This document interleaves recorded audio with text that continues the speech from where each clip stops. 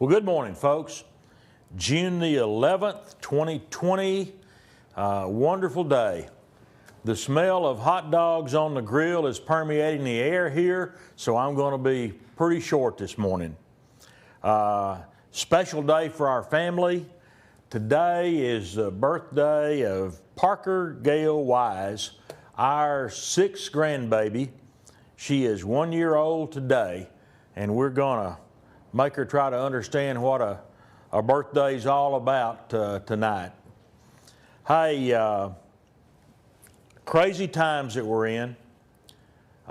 We've talked about that several times, and you don't need to hear any more about it because that's all you hear about on the news just about. Today we're going to talk about something pretty special, and that's the benefits of experience. I've told you, I don't know how many times, you know, Satterwhite, we've been at it, now we're going on 46 years. And with stuff like we've dealt with this week, when that happens, I feel my age, and I feel all of those 45 and a half plus years. Experience. You know, the last thing I want to have done is have a trainee surgeon do heart surgery on me or any other kind of surgery. I want somebody that knows what he or she is doing. And we can sure brag about our log home family here and the experience that we offer you, all of our customers. We got folks here in the office who've been with us for 20-something, 30 years or more. Old Danny Grizzle, my sidekick here, he shot our first video back about, I think it was 1984 maybe, so long time ago. The experience that is most important, I think, to you, though, is what we can offer with our construction crews. If you're over there in Georgia, of course, there's a ton of really experienced log home builders that can build you a Satterwhite log home, maybe just about as good as our own crews can here out of our Texas office. But several times I've mentioned some of our crews. Well, we had a very sad, traumatic situation occur this week. Many years ago, 1978, we had a young man just out of high school, 18 years old, went to work on one of our crews. His name was Tom Stintz. Well, since 1978, you know, that's 42 years, 42 years, and Tom worked almost all of that 42 years on Satterwhite log homes. We've only got one crew foreman that's been here any longer, and what's kind of neat is when Tom went to work in 78, he was working with the Whitfield brothers, David, Bill, and Tim. Now, David and Bill have both passed away one from heart attack, one from liver failure. Tim Whitfield still running a crew. He's working on a job out of Gatesville, Texas. Beautiful job. Tom Stintz started in 78. He's run a crew for us for a number of years, and he passed away this past Sunday morning. Apparent heart attack. He and his crew were in a motel southwest of here, 130 or 40 miles. And, you know, of course, Tom and I we've talked about, you know, the shortness of life and spirituality and a lot of things. We've been buddies forever. And just this past week, I had popped off to Tom. He was here in the office last Tuesday, and I popped off to him about one of us going to keel over from a heart attack. We're both overweight. I got a lot of age on me. Tom had a pretty good bit of age on him. Well, sure enough, that's apparently what happened to him last Sunday morning. Horribly traumatic. And, you know, the experience I started out talking about, that's a wonderful thing for our customers. But when you work with people so long, we all get like family. And our whole bunch at Satterwhite is basically a big family. But it means that whenever you have a tragedy that occurs, we hurt just like family. It's been a tough one. Tom,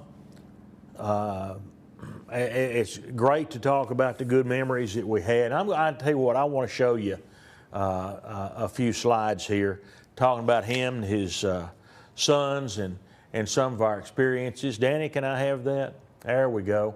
There's old Tom a few years back.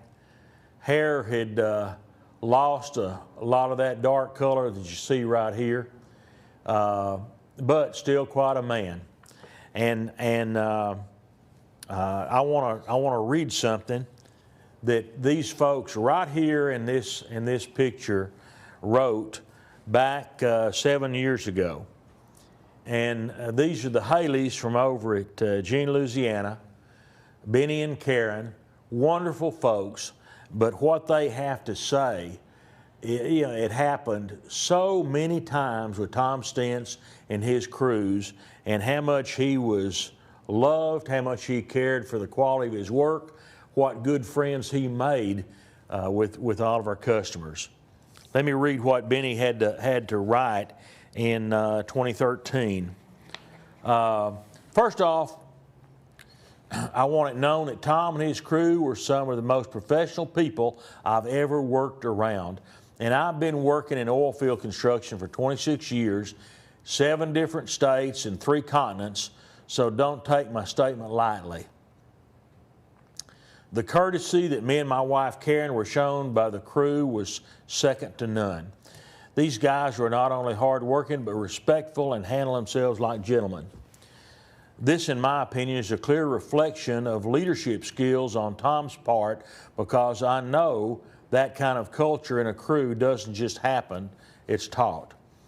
Second, I've never built a new home before, and I'll be the first to admit that I didn't have a clue what to expect. I was actually pretty intimidated by the whole thing at first. It wasn't until the day I flew home from work in Pennsylvania and met Tom that my mind eased. Here's a total stranger standing in front of me, yet within minutes of being there, I could tell this guy wasn't just there to throw some logs together and hit the highway to the next one. I could see that he and his crew actually cared about everything they were doing like it was their own house they were building. And couldn't have said it better, and I'm delighted that we hung on to this letter from 2013. Now, fast forward to 2019, May, so roughly 13 months ago, same house that Tom Stintz had built was hit by a tornado. Karen was there alone with the dog. Benny was off on a job. Tornado hit 2-something in the morning, no warning at all, and thank goodness Karen or the dog, neither one got a scratch. The roof was taken off the house. The garage that was right next, just through the wall basically, from their bedroom where Karen was blown away. And I've mentioned this on another podcast we've done, but it is unbelievable things that tornadoes do. Some of the railing from the outside of that house landed, we know it was from their house, landed 7 miles down the road. Blown through the air for 7 miles. All right, long and short of it is, the log walls were still standing. They protected Karen and the dog from the force of that tornado, and she and Benny both credited that log house that Tom Stintz had built with saving her life. That's a testament. Okay. Here was Tom on working in our model home just up the road, a mile from the office here at Longview. And this is his crew in the background. I know two of the folks I can see there are still with him. This was several years ago. And, you know, I'll be proud to show the ceilings that Tom Stintz and his crew were putting up in that house. And, you know, whenever y'all come to visit Longview, I want you to go to that model home and go take a look at it and see how much you like that blue pine and what a good job was done in installing it. There's Tom again, a little bit older this time. All right, special project. Tom Stintz was a giver. He never asked for much at all, but he was always ready to give. And he was part of a special construction event that I had the honor of being the team leader for, or the chairman. This is at Bar None Cowboy Church between Tatum and Henderson, Texas. Whenever Tom wasn't on a job, a lot of Sundays he'd meet me, and we both went to church at Bar None. I still go to church there. In fact, old Jason Taylor, the preacher there, is going to do Tom's funeral this Saturday at 2 o'clock at Raider Funeral Home in Longview. Any of you need directions, give us a call here at the Longview office. Be glad to. Now, from last Sunday on, every time I go to church and I see this youth building just down the hill to the left of our barn that we call a church, when I see that front wall, that cowboy is standing at the front porch, I'm going to think of Tom Stintz, because whenever we built this thing, Tom's team, which included all three of his sons, plus the guys that are still working on his crew right now, they were responsible for that front wall and building that porch. All right, that whole structure, which you know, you don't have much of a feel of it looking at a picture, but that's over 7,600 square feet. And with a huge crew of volunteers, we got that thing dried in 2 days. Unbelievable. Anybody would have said that's impossible to do, but we got it done. But we had to have teams for each wall, a team for the center and a team for the second floor, in order to accomplish what we did. But anyway, Tom, that's kind of special to me now to realize that he was the front and center guy, that he had that front wall and had to have it up and have that porch built in 2 days. There he is on another volunteer project. Several years ago, we had a family in need, building their own home near here. The father, husband, diagnosed with terminal cancer, and we heard about it and decided to pitch in, and our crews volunteered their labor to come in, and we finished that house for the family. I'm sure Tom paid his crew something for the work that they did, but the whole crew was there, and Tom saw that all that labor was given, whether any of it was paid for or not, but he made sure he gave to help this family out. And here at that particular house, this is a special picture. On the left, that's son Josh, then son Marcus, then Tom, and on the far right, son Jacob.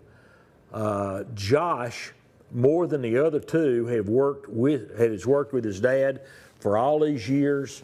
A young man who is 40, but as a young teenager, he was being primed for what role he has right now, and that's to take over his dad's crew. That we had a meeting here in the office yesterday morning. I was a little concerned, but his the guys on his crew promise that they are in for the long haul and they're going to support Josh. He's going to take his dad's legacy and run with it and make customers just as proud as his dad has for all these years. I'm